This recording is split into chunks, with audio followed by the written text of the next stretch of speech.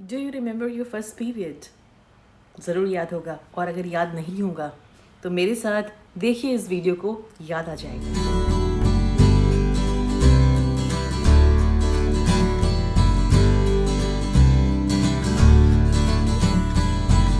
Hello friends, welcome to my channel and I am Kaushiki Dwivedi, and for those who are new to this channel, मैं एक gynaecologist and infertility specialist हूँ जिसने पढ़ाई की है India, Australia और England से। और मेरे चैनल पे हम बात करते हैं about women health, about fitness, about painting and anything and everything under the sun. तो आज हम बात करने वाले हैं menstrual अवेयरनेस के बारे में। कल रात को I was looking through the YouTube videos and I came across a very beautiful and very touching video made by a vulval pad, like menstrual pad company called Wonder Wing, and it was really touchy. The emotion young girl goes through when she has her first periods, and the awareness that should be associated with it, and the lack of it, and what happens and how it is to be tackled. So it's such a beautiful video. I thought of sharing with you guys through my reactions, and I will give my own comments and commentaries where I feel that if I put on a bit of my input, it will add some more value to this particular movie, which is by itself very, very beautiful.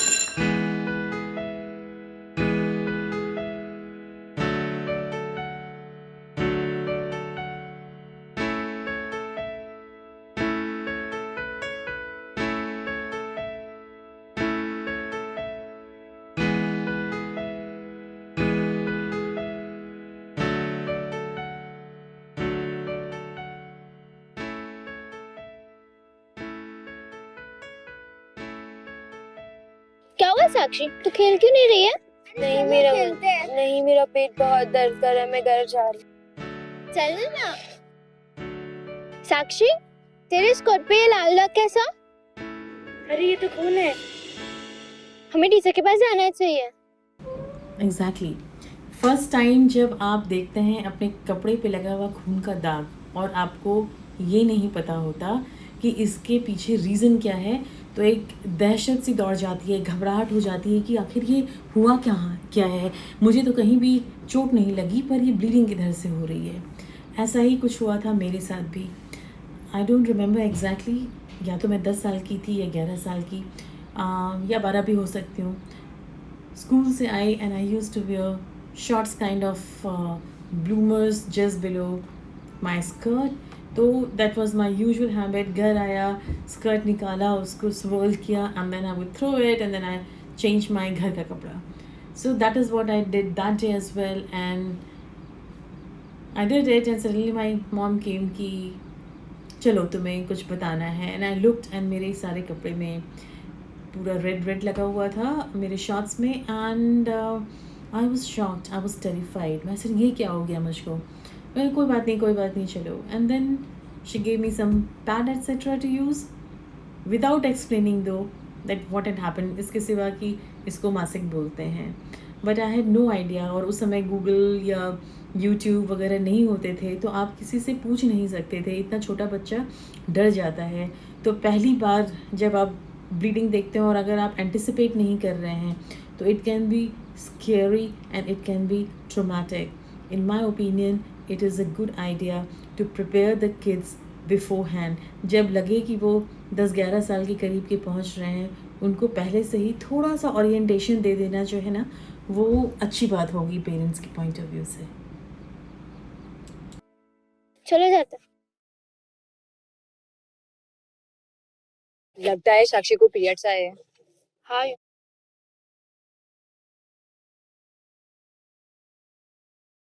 Teacher, क्या हुआ? Teacher, साक्षी के skirt पे खून के निशान है और इसके पेट में बहुत जोर से दर्द भी हो रहा है। साक्षी तुम घबराओ मत। रिया तुम बाकी बच्चों को बुलाकर जाके क्लास में बैठो, मैं साक्षी को लेकर अभी आती हूँ। चलो। Very responsible behaviour by the teacher. कोई भी टीचर यही करेगी, बट हाँ ठीक है, इस समय एम्पैथी की ज़रूरत होती है from elder person, from a elder lady to the young child who has had her first periods.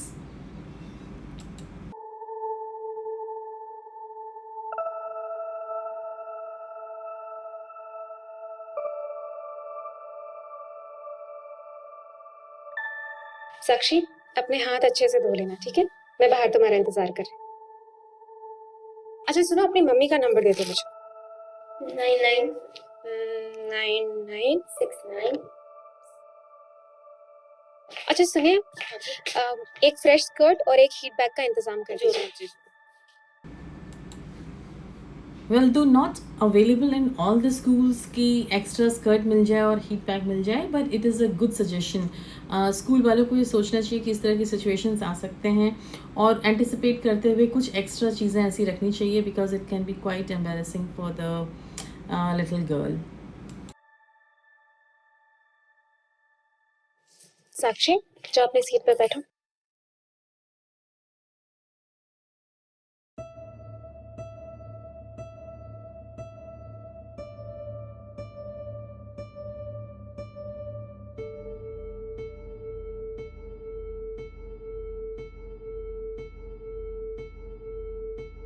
तो बच्चों, आज हम पीरियड्स यानी कि मासिक के बारे में बात करेंगे। इसे टाइम या फिर चम्स भी कहते हैं। ओके? पर टीचर, ये पीरियड्स क्या होता है? ये पीरियड्स क्या होता है? पीरियड्स वो ब्लड है जो आपके वजाइना के थ्रू आता है हर महीने, और ये होता क्यों है? आपकी यूट्रस, हमारा जो रिप्रोडक्टिव ऑर्गन होता है फीमेल्स का, उसमें यूट्रस होता है, गर्भाशय, जिसके अंदर की बच्चे डेवलप करता है। साथ में होती हैं fallopian tubes and ovaries. Ovaries जो है हर महीने एक अंडा बनाता है, जिसको कि हम ओव्यूलेशन बोलते हैं। ओव्यूलेशन होने के बाद अंडा जो है थ्रू फैलोपियन ट्यूब यूट्रस के अंदर आता है, ठीक है?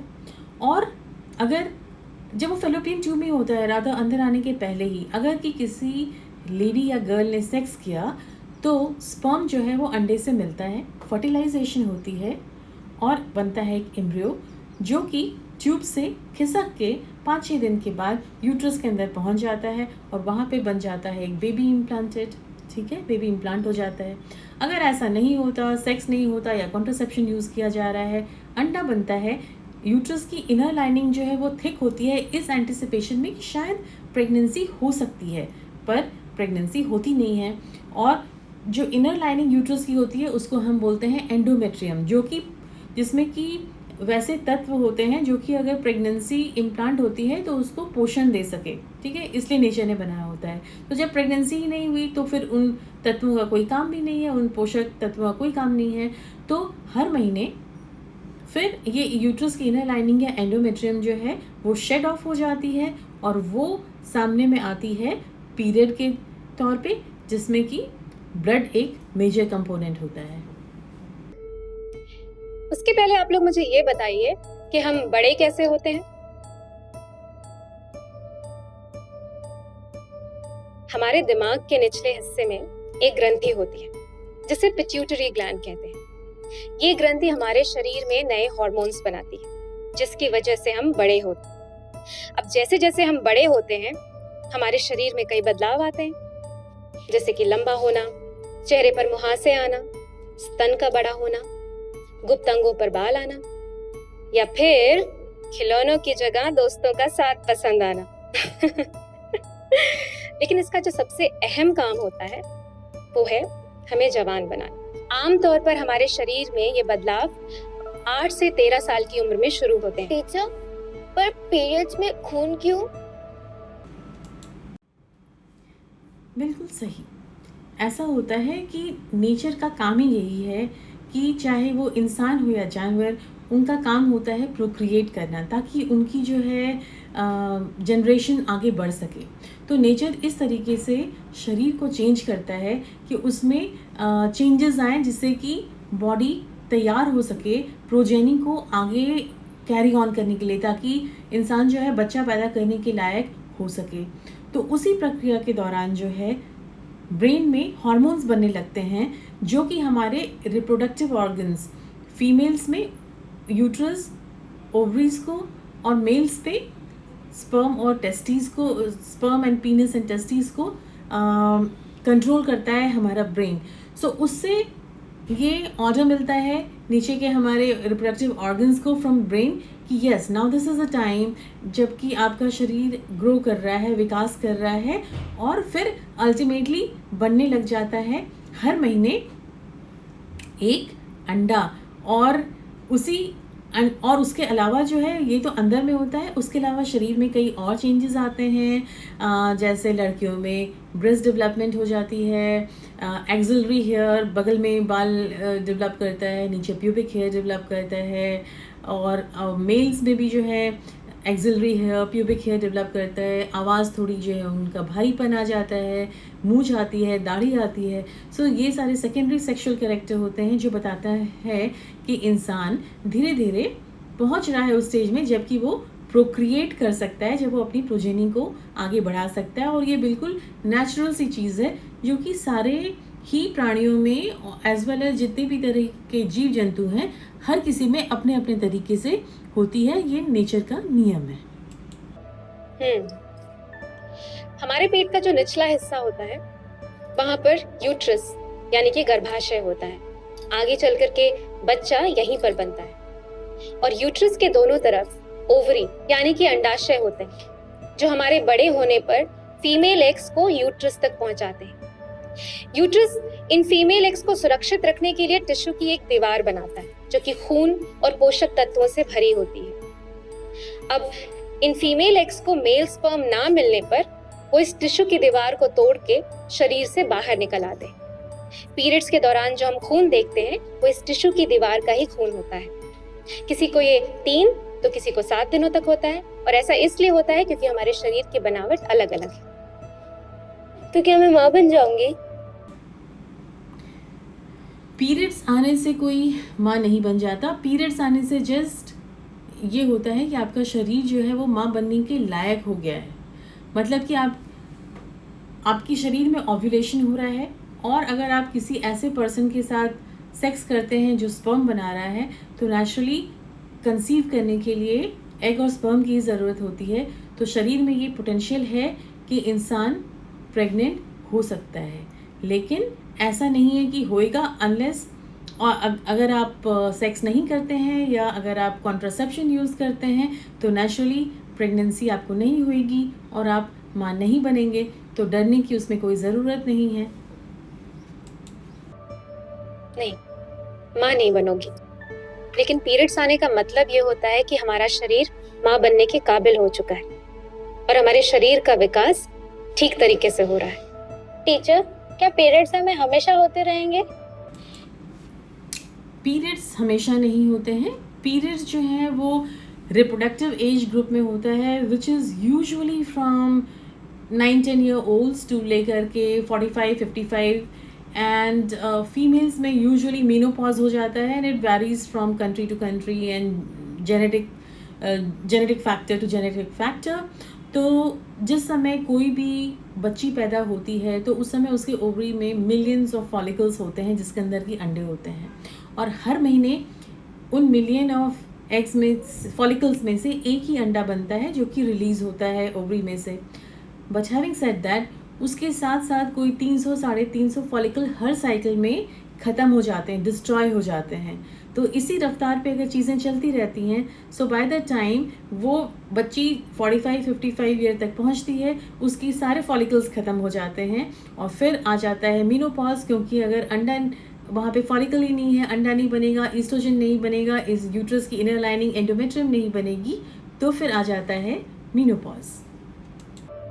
नहीं, पीरियड्स 45 से 55 साल की उम्र में बंद हो जाते हैं जिसे हम मेनोपॉज कहते हैं, लेकिन तब तक पीरियड्स महीने में कम से कम एक बार होंगे। पर टीचर, साक्षी के पेट में दर्द क्यों हो रहा है? Good question. पीरियड्स में पेन होता है और उसको हम कहते हैं मेडिकल लैंग्वेज में डिस्मेनोरिया।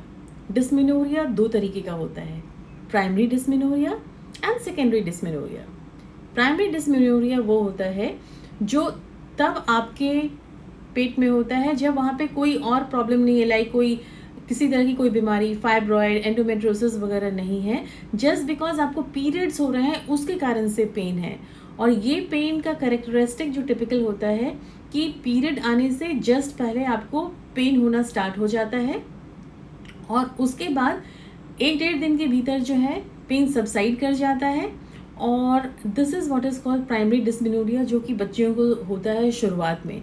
सेकेंडरी डिस्मेनोरिया जो है वो थ्रू आउट द पीरियड भी चल सकता है, वो पीरियड आने के बाद शुरू होता है और वो यूजुअली कुछ ऐसी बीमारियों में होता है जिनको कि फाइब्रॉइड है, एंडोमेट्रियोसिस है, पॉलिप है, जो कि पीरियड को, एडिनोमायोसिस है जो कि पीरियड को पेनफुल बना सकते हैं। But restricting to the girl who is having her periods for the first time, it is primary dysmenorrhoea. और प्राइमरी डिस्मेनोरिया क्यों होता है? ऐसा है कि जो यूट्रस की इनर लाइनिंग या एंडोमेट्रियम जिसके बारे में अभी हम बात कर रहे थे, उसके अंदर में एक केमिकल बनता है जिसको हम बोलते हैं प्रोस्टाग्लैंडिन। प्रोस्टाग्लैंडिन हमारी बॉडी में हर बहुत जगह पे बनता है, बट यूट्रस की इनर लाइनिंग एंडोमेट्रियम में भी बनता है। सो एंडोमेट्रियम के अंदर होता है प्रोस्टाग्लैंडिन, और प्रोस्टाग्लैंडिन जो होता है उसका काम होता है यूट्रस को कॉन्ट्रैक्ट कराना। तो उसकी मात्रा, प्रोस्टाग्लैंडिन की मात्रा जो है अराउंड पीरियड्स बॉडी में बढ़ जाती है और वो पेन शुरू कराती है, क्रैम्पी पेन कराती है लड़कियों को। लेकिन जैसे जैसे यूट्रस की इनर लाइनिंग की शेडिंग हो जाती है तो वो टिश्यू जो कि प्रोस्टाग्लैंडिन कैरी कर रहा होता है उसकी मात्रा भी बॉडी में कम हो गई, समझ रहे हैं ना, क्योंकि वो शरीर से बाहर निकल रहा है। तो इसीलिए 1-1.5 दिन के बाद जो है पेन सबसाइड कर जाता है। और जिस समय आपको ये पेन हो रहा है उस समय आप मेडिसिन ले सकते हैं जिनको NSAIDs बोलते हैं, non steroidal anti inflammatory medication, जो कि प्रोस्टाग्लैंडिन के इफ़ेक्ट को बॉडी में कम करता है। और आप हीट पैक ले सकते हैं। सो ये सारी चीज़ें जो हैं वो मदद करती हैं, पर रीज़न ये है because of the production, local production. Endometrium में प्रोस्टाग्लैंडिन के प्रोडक्शन से पेन होता है जो कि यूट्रस को कॉन्ट्रैक्ट करवाता है।